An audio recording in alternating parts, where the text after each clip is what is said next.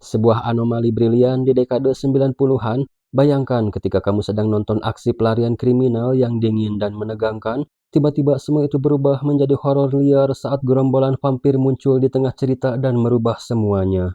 Itulah From Dusk Till Dawn, sebuah eksperimen film tergila dengan transisi genre ekstrim tapi tanpa kehilangan identitas. Sesuatu yang bahkan tidak akan kamu temukan di film lain hingga saat ini. It's a dark night.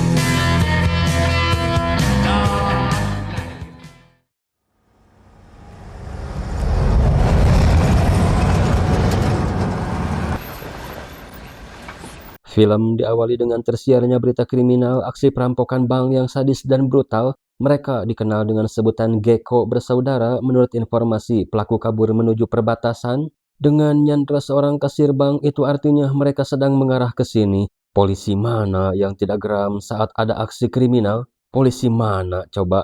Gak ada lah. Get my hands on him crazy sick fucking bastards. Payback time. I mean... Tapi tiba-tiba si polisi kebelet ngising, ternyata Gecko bersaudara rupanya sudah ada di situ. Sang kakak bernama Seth Gecko merupakan otak di balik aksi mereka. Dia dingin, tegas, dan profesional, sementara adiknya bernama Richie Gecko, ahli ngencerit dan mengidap gangguan delusi yang menjadikannya psikopat. Terbukti saat kakaknya minta si kasir tenang, Richie justru malah berbisik kalau kasir itu telah memberi kode bahaya pada polisi tadi. Are you kidding? I didn't do anything. He says you were scratching. I wasn't scratching. Bleweh, Sarwana. Tapi Seth di sini katanya akan mengampunimu asalkan bisa secepatnya nyuruh pergi si polisi. Setelah itu mereka kembali bersembunyi karena mendengar suara si polisi akan datang. Si kasir padahal di sini sudah taat melakukan apa yang Seth inginkan, tapi lagi-lagi penyakit delusi Richie ini sangat merepotkan sekali. What is that about? Signal the ranger. Padahal si kasir dari tadi gak berbuat aneh-aneh. Jadinya dia pun emosi, tapi lihat betapa kopetnya si Richie. Melihat itu, Seth pun nyuruh dia supaya nyalain mobil yang padahal si kasir di sini tidak diam saja. Ngambil senjata untuk melakukan perlawanan, tapi apalah daya. Yang dia lawan penjahat kelas kakap. Bagi Seth, si kasir itu layaknya receh, dapat dengan mudah diatasi, malah dibereskan beserta minimarketnya.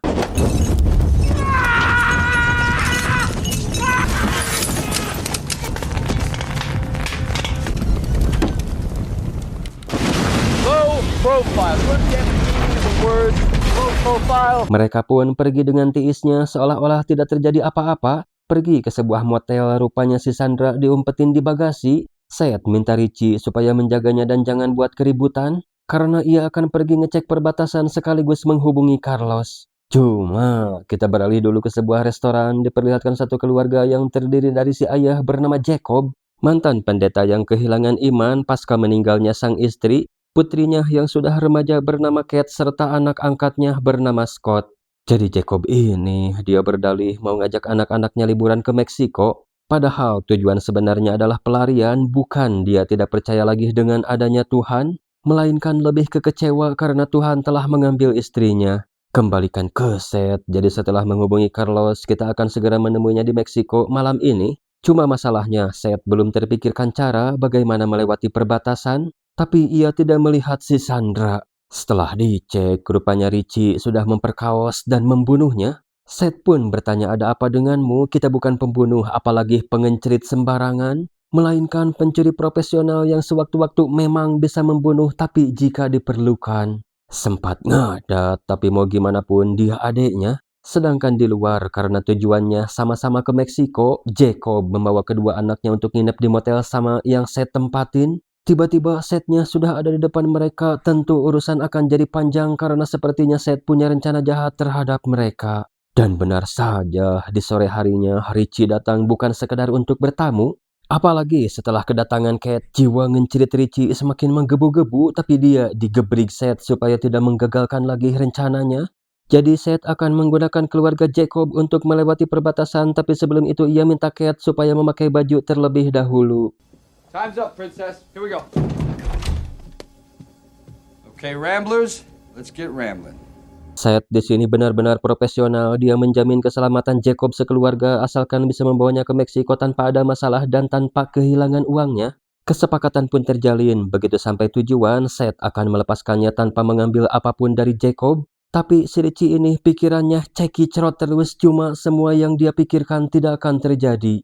Karena Seth mengawasinya secara ketat sampai dia membelakangi jalan, tidak terasa mereka pun akhirnya sampai di perbatasan yang sedang diperketat imbas buronan yang sedang polisi cari. Seth tidak mau tahu apa rencanamu, tapi jika buntu, pikirkan pistol yang berada di kepala putrimu. Saat polisi bertanya, awalnya adem-adem saja, tapi di belakang rupanya ada sedikit drama karena si Richie ini cukup rese juga. Seth terpaksa menenangkan dia untuk sesaat, tapi keributan itu terdengar petugas. Ia pun minta membukakan pintu karena harus memeriksanya. Lantas si petugas pun ngecek kamar mandi, ajaibnya hanya terlihat ada si Kate saja yang sedang ngising. Jadinya dia tidak leluasa karena Kate minta supaya menutup pintunya kembali jika pemeriksaannya sudah selesai. Alhasil, mereka pun bisa keluar perbatasan tanpa dicurigai sedikit pun. Sesuai kesepakatan, Seth akan membebaskan Jacob, bahkan mereka akan dimasukkan daftar putih alias akan berperilaku baik jika nanti bertemu lagi. Tapi setelah sampai di tempat janjian, Seth minta Jacob supaya ikut dulu, katanya dia akan laktir apapun yang kalian inginkan. Kebetulan, orang yang dia temui juga baru akan datang saat fajar tiba, jadi kita bisa habiskan malam ini untuk bersenang-senang. Tapi Seth, dia tidak suka dengan penjaga bar karena sambutannya kurang ramah. Ia pun sedikit menghajarnya sampai pingsan, tapi saat berada di dalam, si bartender bernama Razor ngusir mereka semua. Katanya, bar ini khusus pengendara motor dan supir truk. Hampir terjadi keributan, tapi Jacob menjelaskan kalau dirinya supir truk dan mereka semua adalah temanku. Razor pun mengizinkan, cuma ada satu manusia unik, seorang pemotor bernama Sex Machine. Sesuai nama, dia punya bedil titit dan kebetulan malam ini juga di bar kehadiran sosok wanita spesial. Lambang kejahatan dunia yang pernah menari di muka bumi ini, dia adalah penari ular bernama Santanico Pandemonium.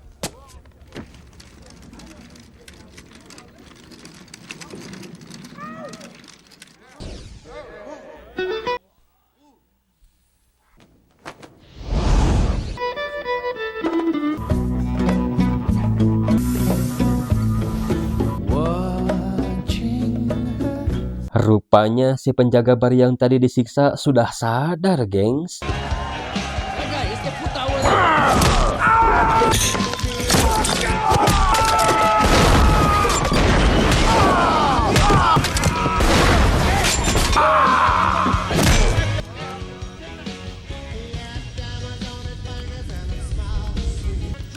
Sit down!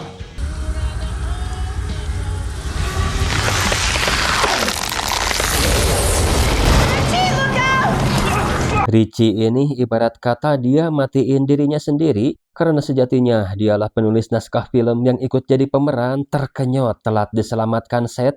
Sudah pasti hanya tinggal nunggu waktu sampai dia berubah jadi vampir, tapi di sini semua orang belum sadar tentang apa yang sedang terjadi.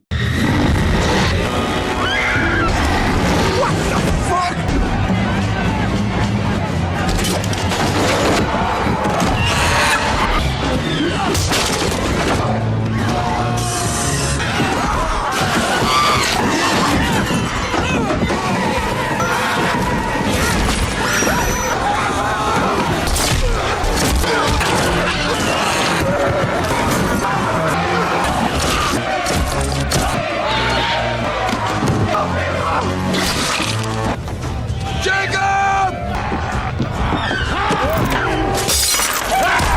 I suck.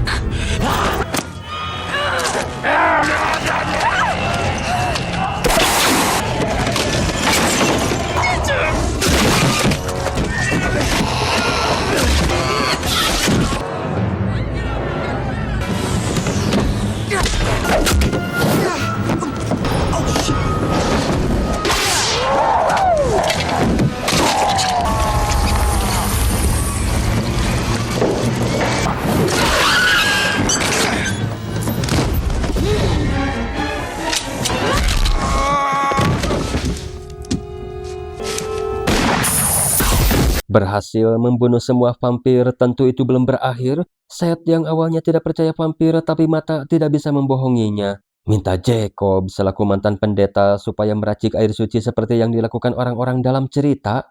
Bahkan ketika ada satu vampir yang belum mati, mereka mencoba teori Apakah benar menusuk jantungnya bisa mematikan mereka?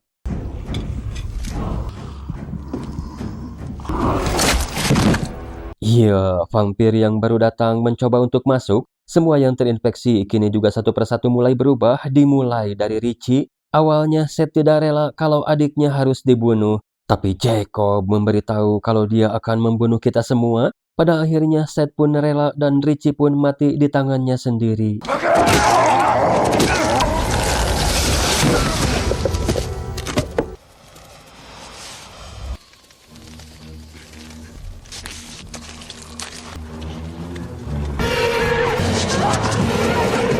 Untung vampir pengkor, coba kalau tidak, Cat pasti sudah terkenyot dan itu adalah titik di mana mereka semua sadar kalau para infeksius tidak segera dibunuh maka mereka akan berarangkit dan merepotkan.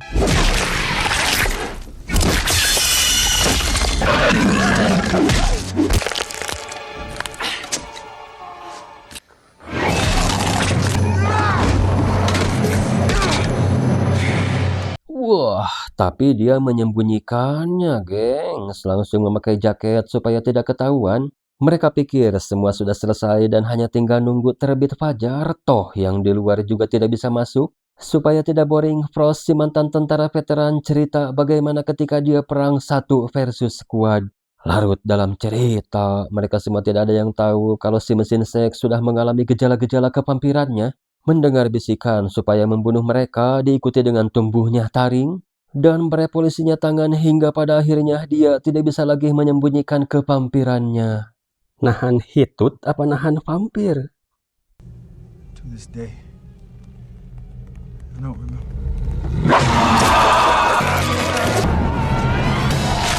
Kan jadinya malah ngerembet kemana-mana. Udah gitu si Frost yang terbilang cepat berubah menghancurkan pintu menggunakan tubuh si mesin seks.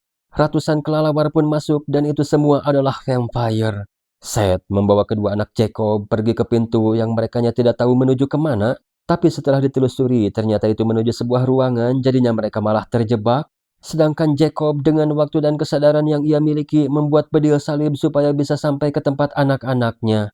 Terbukti itu sangat warak hingga ia pun sampai ke sana dengan aman. Jacob memberitahu kalau di luar ada ratusan vampir berdiam diri sama saja menunggu kematian. Jadi di sini ia siap berada di garda terdepan untuk membawa anak-anaknya keluar. Tapi sebelum itu, mereka harus berjanji membunuhnya jika perubahan mulai terjadi padaku atau aku akan bundir saat ini juga. Tidak ada pilihan lain, mereka pun setuju karena pada dasarnya Jacob ini sudah jadi mayat berjalan. Beruntung ruangan ini ternyata adalah gudang hasil jarahan dari semua korban sebelumnya. Mereka pun membuat senjata ala kadarnya dari barang-barang jarahan tersebut.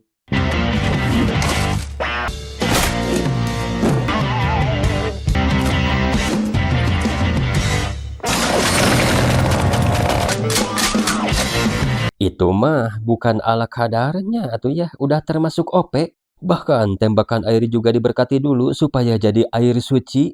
Dengan begitu mereka pun siap untuk keluar.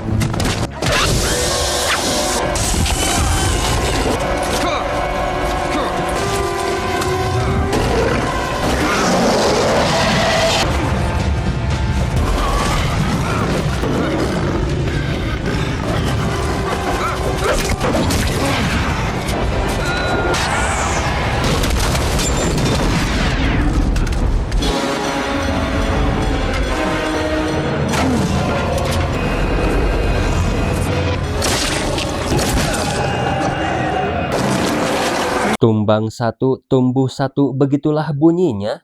Kali ini sangat berat karena yang dilawan adalah bapak sendiri. Terbukti Scott yang dilema harus merasakan geteknya terkenyot. Meski dia melawan, tapi itu sudah terlambat. Pada akhirnya, Scott mati tanpa berevolusi karena Kate membunuhnya saat itu juga. Kabar baiknya, di saat mereka kehabisan amunisi, matahari akhirnya mencorong masuk lewat sela-sela lubang bekas peluru.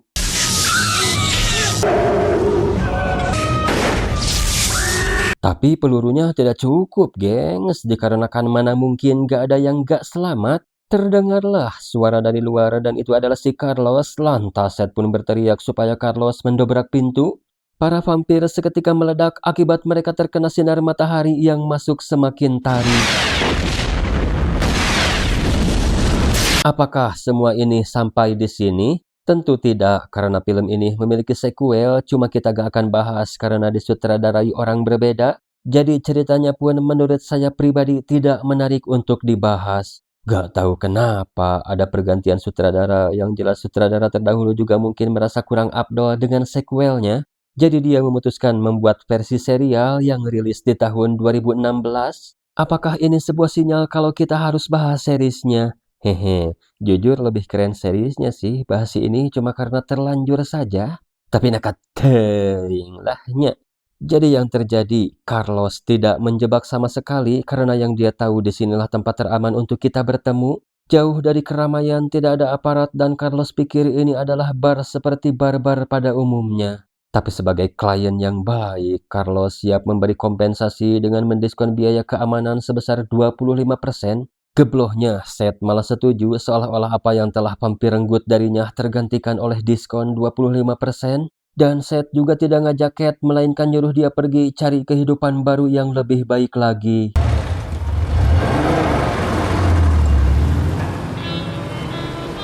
It's a dark